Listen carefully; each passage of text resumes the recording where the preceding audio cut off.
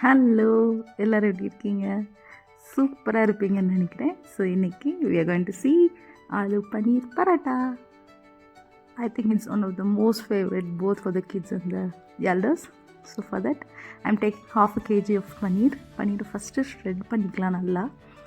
So அதுக்கப்புறம் நம்ம உருளைக்கிழங்கு பாயில் பண்ணி நல்லா சாஃப்டாக எடுத்து தோல் உரித்து அதையும் சீவிக்கணும். ஐம் ஆடிங் ஜிஞ்சர், கொத்தமல்லி,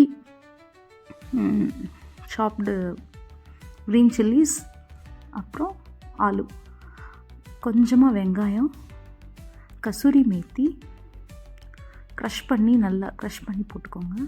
so adding some amchur powder, மாங்காய் பொடி, கரம் மசாலா, தேவையான சால்ட், அண்ட் எனக்கு இன்னும் கொஞ்சம் சால்ட் தேவைப்படுச்சு. So added little more also. Coriander powder, இதுதான் ரொம்ப இம்பார்ட்டண்ட். ஏன்னா அதுதான் அந்த ஒரு ஏர்தி ஃபீலிங் கொடுக்கும் நம்ம பரோட்டாக்கு. So coriander powder.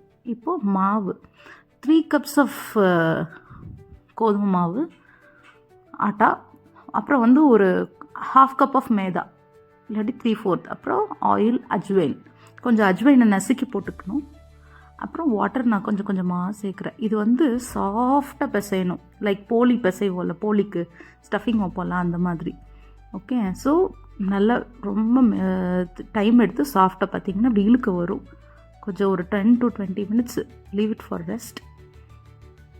So after resting அப்போ தான் நல்லா வரும் பரோட்டா ஆக்சுவலாக. ஏன்னா இப்போ அப்படியே போட்டோன்னா அது ஒழுங்கான இழுப்புத்தன்மையிலும் இருக்காது, அந்த ப்ரௌன் எட்ஜஸ்லாம் வராது.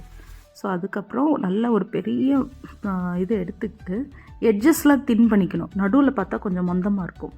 அப்புறம் நல்ல பெரிய ஸ்டஃபிங்காக எடுத்துக்கணும். கொஞ்சமாக ஸ்டஃபிங் வச்சா பரோட்டாஸ் நல்லாவே இருக்காது. ஸோ இப்போ அது எல்லாத்தையும் அப்படியே சீல் பண்ணிவிட்டு கொஞ்ச நேரம் அதையும் ரெஸ்ட்டு விட்டுட்டு ஒரு 3-4 minutes ரெஸ்ட்டு விட்டுக்கணும். அதுக்குள்ளே இன்னும் ஒரு 4-5 உருண்டை ரெடி பண்ணி வச்சுக்கணும்.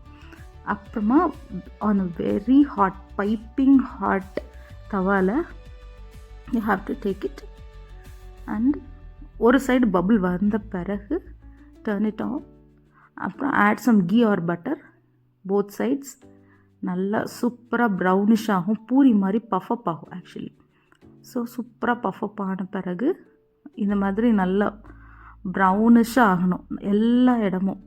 ஆஃப்டர் தட் எடுத்துட்டு we can serve it super hot with curd and pickle. இல்லை அப்படியே சாப்பிடணும், அதுதான் எனக்கு இஷ்டம்னால you can have it. Do try it. Bye bye.